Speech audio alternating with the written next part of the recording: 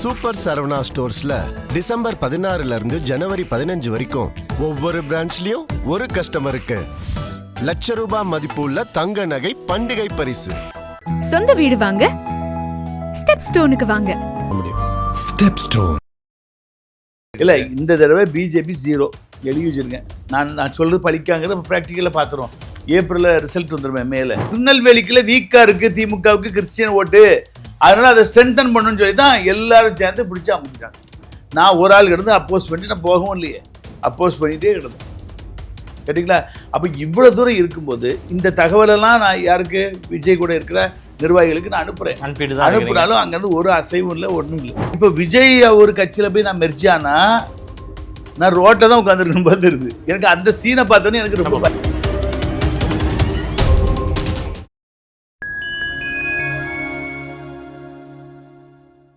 Point time மீடியாவோட ஒரு special இன்டர்வியூவில் சிறப்பு அழைப்பாளராக அனைத்து இந்திய ஜனநாயக பாதுகாப்பு கழகத்தினுடைய நிறுவன தலைவராக இருக்கக்கூடிய ஃபாதர் காட்ஃப்ரே நோபல் அவர்கள் இணைந்துள்ளார்.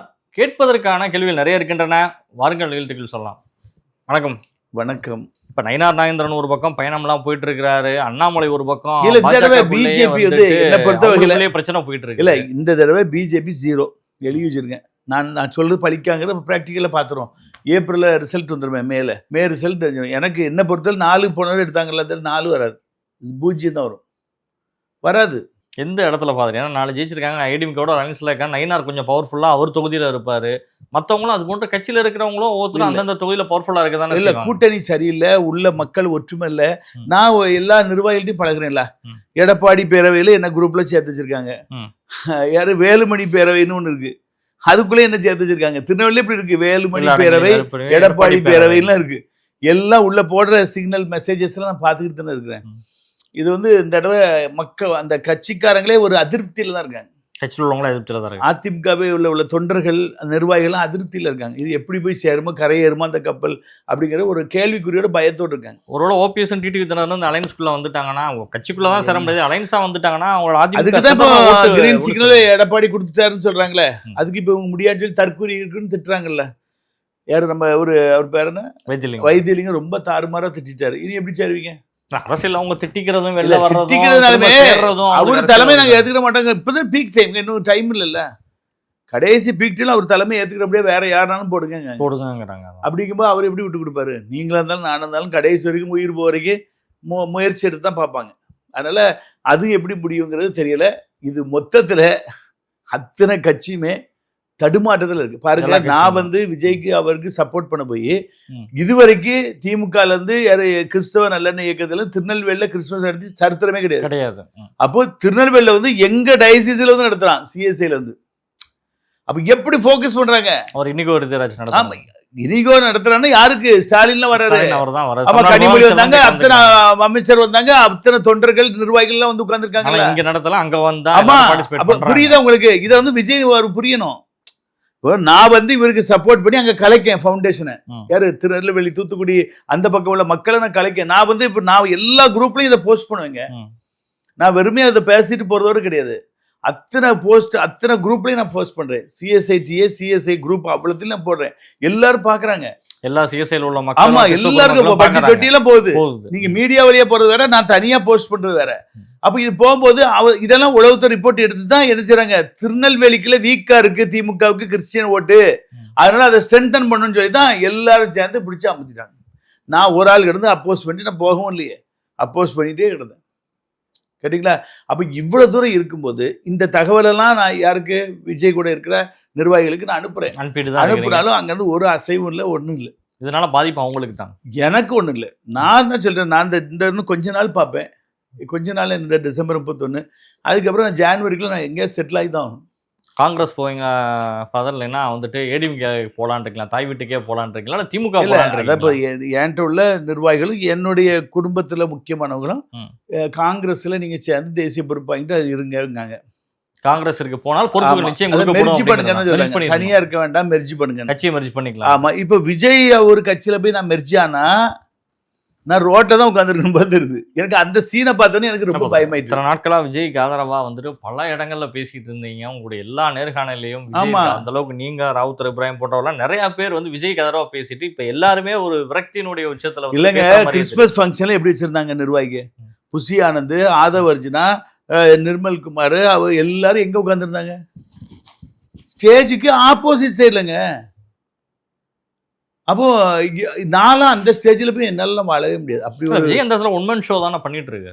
இல்லைங்க, அப்படி நான் போய் அந்த கட்சிக்குள்ள போய் சேர முடியாதுங்க. இப்போ நாங்கெல்லாம் இப்போ இங்கே இப்போ மூத்த நிர்வாகிகள்லாம் ஒன்றா தான் இருப்பாங்க. எடப்பாடி கூட எல்லாம் மேலே இருப்பாங்க, மற்றவங்க கீழே இருப்பாங்க. வெறும் எடப்பாடி மாத்திரம் மேலே இருக்க மாட்டார்.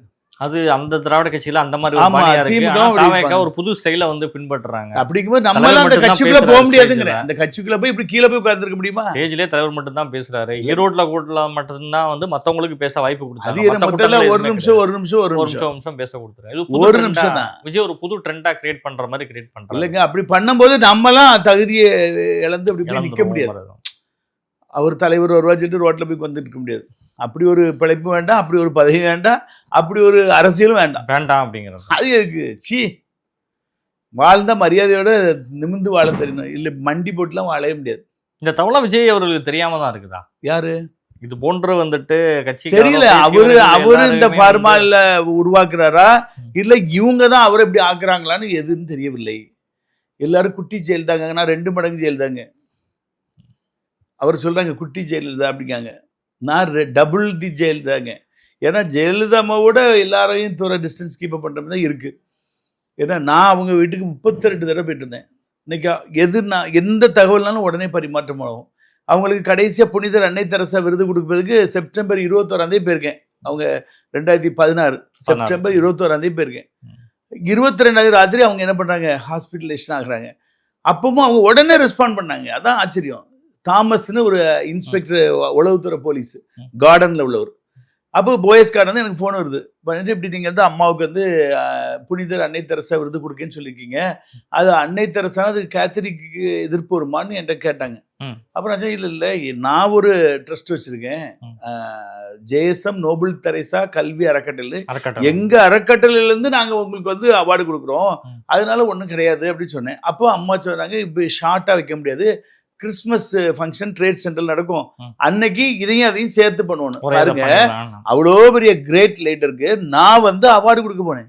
ஜஸ்ட் மிஸ் தான். அதே போல ஸ்டேட் மைனாரிட்டி கமிஷன் சேர்மன் வந்து சிஸ்வா பிரகாஷ்னு ஒருத்தர், அவரை நீக்கிட்டு எனக்கு எல்லாம் பண்ணி எனக்கு திருநெல்வேலியில் எஸ்பிசிஐடி எஸ்ஐ சப்பானின்னு வந்து என்ன இன்வெஸ்டிகேஷன் பண்ணாரு.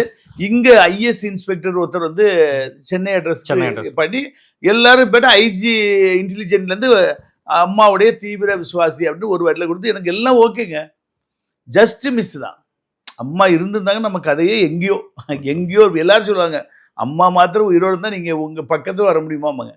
அவ்வளவு ஒரு டாப் இடத்துல இருந்தோம். அதனாலதான் அந்த நன்றி மறக்காம நான் இன்னைக்கும் என் பாக்கெட்ல இருக்கு. இது அம்மா கொடுத்த ஐடி கார்டு. அதே போல வீட்டில் ஃபோட்டோ ஹாலில் வச்சிருக்கேன், போர்ட்டிகோல வச்சிருக்கேன், பெட்ரூம்ல வச்சிருக்கேன். நன்றி மறவாம இருக்கேன். 32 முறை முன்னாள் மறைந்த முதல்வர் பாடி ரிசீவ் பண்ணது. 10:15 நான் உள்ள போறேன். 10:15 இவர் ஓபிஎஸ் பதவியேற்க வெளியே போறாரு. மொத்தமே 6 பேர் தான் நிர்வாகிகள் இருக்கும். ஒரு சின்ன ரூம் தான். ஐசியூல போய் நீங்க பாருங்க, அப்போலோக்கு ஒரு குட்டி ரூம் இருக்கு. அந்த ரூம்குள்ள தான் நாங்கள் உட்காந்துருக்கோம். வந்து பிறகு அவங்கள எல்லாம் இந்த ஒரு அம்மா வந்து இந்த இது என்ன எம்பாம்லாம் பண்ணிட்டு இருந்தாங்க. க்ரௌடு கிளியர் பண்ண முடியல. 3:15 விடிய காலம் 3:15 பவர் சப்ளைலாம் ஆஃப் பண்ணிட்டு இருட்டாக்கிட்டு வண்டி எடுத்துட்டாங்க. அப்பவும் நான் முதல் ரோல நான் தான் நிற்கிறேன். ஒரு ஒயிட் கலர் நைட்டியில் பூவாக போட்டு ஒரு சின்ன சின்ன டிசைன் போட்டு என் பக்கத்தில் கொண்டு வச்சாங்க ஸ்ட்ரெச்சரை வச்சுட்டு இவங்க எல்லாம் முண்டி அடித்தாங்க. மொத்தமே 6-7 பேர். அதை முண்டி அடித்தோடனே டக்குன்னு லிஃப்ட் வழியாக கொண்டு போயிட்டாங்க. அப்படி நம்ம இருந்தோம். அம்மாவுக்கு வந்து மலர் வளையத்தை வச்சோம். அந்த எம்பி அமைச்சர் கூட படியில் உட்காந்துருந்தேன். அதுக்கப்புறம் இராணுவ வண்டியில் பாடியை வச்சிருக்கும்போது நானும் பூங்குண்டம் சேரம் தான் ஒன்றா போகிறோம். அந்த ஃபோட்டோகிராஃபிலாம் என்கிட்ட இருக்குது. அப்புறம் மிலிட்ரி, அப்புறம் டிஜிபி எல்லாம் இந்த பக்கம் இந்த வண்டி. சசிகலா அம்மா வந்து அந்த மிலிட்ரி லாரியில் உட்காந்து வந்தாங்க சேர் போட்டு. அமைச்சர்கள், எம்எல்ஏக்கள், எம்பிக்கெல்லாம் வண்டிக்கு முன்னாடி நடந்து போனாங்க. நான் அந்த பீரங்கி வண்டி, அந்த பாடி வச்ச வண்டியோட ஒட்டி தான் நடந்துருந்தேன். அப்புறம் இவங்க சசிகலாவங்கெல்லாம் மண்ணு போட்ட பிறகு நான் தான் போட்டேன். எல்லாம் என்கிட்ட வீடியோவே இருக்குது. என் மொபைல்ல எடுத்த வீடியோவே அந்த அளவுக்கு இருந்த அவ்வளவு ஒத்துழைப்பு இருந்துட்டு நம்ம இப்ப இன்னைக்கு ஒரு 4 மாசம் ஆச்சு விஜய் அவரை பார்க்க முடியல வைக்க முடியல. இது என்னது எனக்கு ஒண்ணுமே புரியவே இல்லை. ஒரு விந்தையா இருக்கு. உங்களோட ஆதங்கத்தை இந்த இன்டர்வியூ ஆதங்கத்தில் இல்லைங்க, எனக்கு போன்ற ஒரு கேளுங்க, நம்ம ஒருத்தர் செயல்பாடுகளை வந்து நேசிக்கோம்னா அவங்க வந்து அதுக்கு ரிஃப்ளெக்ட் பண்ணலைன்னா கண்டிப்பா நம்ம மதியாத ஒரு வாசல்ல மிதியாது. மரியாதை அப்படிங்கறதுதான் என்ன அப்படி ஒரு கீழ்த்தரமா நம்ம போற அளவுக்கு நமக்கு கிடையாது. கிடையாது சரிங்களா? கண்டுகளெல்லாம் தோறுது டசின் மேட்டர்னு போயிட்டே இருக்க வேண்டியதான். என்ன சொல்றீங்க? அவ்வளவுதான். இப்ப விஜயுடைய கட்சியில் வந்துட்டு அதற்கான ஒரு ப்ராசஸ் இப்ப எதுவும் நான் இல்ல இப்போ வரைக்கும் கேளுங்க, அப்படின்னாலும் இப்பவும் நம்ம நேசிக்கும் யார விஜய் சுத்தி உள்ளவங்களும் இல்ல, விஜய் அவர்கள் அவருக்காக தான் வரோம். அவருக்காக தான் அப்படிங்கிறது ஆமா. அப்ப இன்ன வரைக்கும் அவர் புஷியும் பேசல, ஆதவும் என்கிட்ட பேசல. ஆதவ் பிஏ பேசினாரு, தெளிவான ஒரு ஆதவ் பிஏ பேசினாரு. பேசியிருக்காரு. பிஏ பேசிட்டு என்ன சொல்றாரு, அப்ப பிருத்திவி உங்ககிட்ட பேசுவாராம். ம். யார் அந்த சகோதரர் ஜான் ஆரோக்கியசாமி அவருடைய பிருத்திவி. ஃப்ரெண்ட சொல்றாங்க. அவர் தான் உங்ககிட்ட பேசுவாரு. யார் கிடைச்சது இவருடைய பிஏவும் அதே வார்த்தை. அதே வார்த்தை எல்லாரும் ரைம்ஸா இப்ப அதே வார்த்தை சொல்ல ஆரம்பிச்சு. அந்த தம்பியும் என்கிட்ட பேசக்கு நல்ல பதில் சொல்ல முடியலன்னு சொல்லி வெட்கப்பட்டு போன் அட்டன் பண்ணல. பண்ணாங்க. அவங்க அம்மா என்கிட்ட பேசிட்டு இருக்காங்க. அதனால இது வந்து இந்த எப்படி நிலைமையில தான் போகும்னு போயிட்டு தெரியாது. இருக்காங்க. பட் இப்போ வந்து அரசியல் வந்து சூடா இருக்கு. கடைசி நேரம் விழிச்சுக்கணும். கிளைமேக்ஸுக்கு வந்தாச்சு. ஆமா, இப்பதான் விழிச்சுக்கணும். இல்ல 2 months தான் இருக்கு. 2 months தான். இதுக்குள்ள கன்னியாகுமரி இருந்து சென்னை வரைக்கும் கவர் பண்ணி ஆகணும். கண்டிப்பா எப்படி கவர் பண்ண போறாங்கிறது கடவுள் அறிவார். பட் நான் வந்து இப்போ ஏதாவது ஒரு இதுல இறங்கி ஒரு தொகுதி பர்டிகுலர் தொகுதி சொல்லிக்கல, ஆலங்குளம் இப்ப விருதுநகர் விருதுநகர் போன்ற இடங்கள் இப்பவே போய் இறங்கி செயல்பட ஆரம்பிக்கணும். நீங்க எந்த இயக்கத்திற்குள்ள போகிறதா இருந்தாலும் ஆமா. விஜயாரதா இல்ல, இருந்தாலும் இதுதான் இயக்கத்துக்குள்ள அப்படிங்கிறது. போகவா கூட்டணியா கூட்டணியா இருக்க ஒரு இருக்கவாங்கிறது. முடிவாகல. முடிவாகல ஒவ்வொருத்தரும் ஒவ்வொரு நிர்வாகிகள் நம்மகிட்ட உள்ளவங்க பேசிட்டு இருக்கிறாங்க. சொல்றாங்க. ஏன்னா இப்படியே விருதாவாவே போயிடக்கூடாது பாருங்க. நிச்சயமா நிச்சயமா ஏன்னா இப்ப கட்சி நான் ஏடிஎம்கே வந்து பிரிஞ்சு வந்து 2017 ம். 17 இருந்து இப்ப எத்தனை வருஷம் இருக்கு பாருங்க. 3, ஏறத்தாழ ஒரு 5, 8 8 வருஷம் ஆயிடுச்சு. வருஷம் ஆகி போச்சு. இப்படியே டைம் டிலே ஆயிட்டுனா வாழ்க்கை போயிடும். கண்டிப்பா. என்ன அந்த பிஜேபி வீட்டுக்கு போனனால தான் நான் வெளியே வந்தேன். வேற எந்த இல்லைன்னா காரணம் அந்த அதுலயே நீங்க மற்றபடி வந்துட்டு எடப்பாடியில எனக்கு ரொம்ப பயணிச்சிருக்கீங்க. பிடிக்கும். இந்த 2023 ஈரோடு பை எலெக்ஷன் நானும் அவரும் கைகோர்த்து கூட்டணி ஒப்பந்தம் போட்டு ம். ஈரோடு பை எலெக்ஷன் அவங்களுக்கு ஒர்க் பண்ணேன். Work அப்போ பண்ணி கொடுத்தீங்க. பிஜேபி அவங்கள விட்டு வெளியே போயிட்டாங்க. வெளியே போயிட்டாங்க. அதான். ஆமா. இப்பவும் பிஜேபி போயிட்டாங்கனால நல்லது. இவங்க எப்படி என்ன பட போறது பிஜேபி இல்ல அப்படின்னா நீங்க திரும்ப உங்க தாய் வீட்டுக்கே போற மாதிரி இல்ல. தான் ஆமா, அதிமுக இல்ல இருக்கு. எப்படினாலுமே நமக்கு பற்று வந்து அங்க இருக்குல்ல, இருக்குது அப்படிங்கறதுதான். இன்னைக்கும் பற்று இருக்கு. நீங்க திமுகவுக்கு போகாததுக்கு காரணம் அங்க அதிமுக நம்ம விமர்சனம் பண்ணி பேச வேண்டி வருமே அப்படிங்கறதுனால கூட ஒரு காரணமா இல்ல. இருக்கு. ஆமா, ஆனாலும் இப்போ அங்க உள்ளவங்க என்ன திருநெல்வேலியில முக்கியமானவங்கள நீங்க வாங்க நம்ம தளபதி பார்ப்போம் இப்போலாம் சொல்றாங்க. யாரு நம்ம இவரை ஸ்டாலின் சார், ம். நீங்க இங்க வந்திருக்கேன்னு என்கிட்ட பேசிக்கிட்டு தான் இருக்காங்க. நம்ம ஸ்டடியா யோசித்து முடிவு முடிவெடுத்தா எடுக்கணும். ஃபைனல். நம்ம இன்னும் கொஞ்ச நாள் தான் இருக்கு, அதுக்குள்ள முடிக்கணும். முடிக்கணுங்கிறது அளவுதான். தாவைக்கா சைடுல இருந்து எந்த ஒரு இதுவும் இல்ல. நீங்க அடுத்த கட்ட முயற்சிக்குள்ள இருந்துட்டு இருக்கீங்க. இல்ல, அத ஒரு தகவல் அவங்களுக்கே சொல்ற மாதிரி தான் இப்போ இருக்கு. யாரு விஜய் சகோதரருக்கு பேசுறதே இப்படிதான் பேசணுமான்னு தெரியல. இப்படிதான் பேசணும். ஒரு மெயில் அட்ரஸும் கிடையாது, ஒண்ணும் கிடையாது. என்னன்னே ஒண்ணுமே புரியல. யார்கிட்ட சொன்னாலும் அவருக்கு போய் தகவல் எப்படி போய் சேரும், யாருடைய புறாட்ட சீட்டு வச்சுதான் கொடுக்கணுமான்னு தெரியல. அந்த காலத்துல புறால சிக்கை கட்டி காலை கட்டி விட்டு அங்க போய் தகவல் கொடுப்பாங்க. பனையூர் வீட்டுக்கு அப்படிதான் இப்ப அனுப்புறோம். நாங்களும் அம்மாட்ட தான் நேரம் போகுன்ற சேரவே நேர்ல பாப்போம் வீட்டுல போய். 32 முறை அதான் சந்திச்சிருக்கேன்னு இல்ல, சொல்றீங்க. அதுவே அவர் நோட் வச்சு அவங்க டேபிள் ஒன்று வச்சிருக்காரு. கண்டிப்பா. இப்படி எல்லாம் இருக்கவே இருக்காது. இது ரொம்ப ஒரு நிச்சயமா ஃபிளாப் ஆகி கிடக்கு, டச் இல்லாம கிடக்கு. டச் இல்லாம இருக்குது father. ஏன்னா நிச்சயமா நிறைய விஷயங்களை வந்து இந்த நிகழ்ச்சியில வந்துட்டு நீங்க சொல்லியிருக்கீங்க. ஒரு மாத இடைவெளிக்கு அப்புறம் மீண்டும் வந்து ஒரு இதா வந்து கம்பேக்கா வந்து நிறைய விஷயங்களை வந்துட்டு பேசுறீங்க ஃபாதர். உங்களுடைய நேரங்களை ஒதுக்கி வந்து ஃபைன் டைம் மீடியாவினுடைய பல்வேறு கேள்விகளுக்கு பதில் தந்தமைக்கு நன்றி ஃபாதர். நன்றி.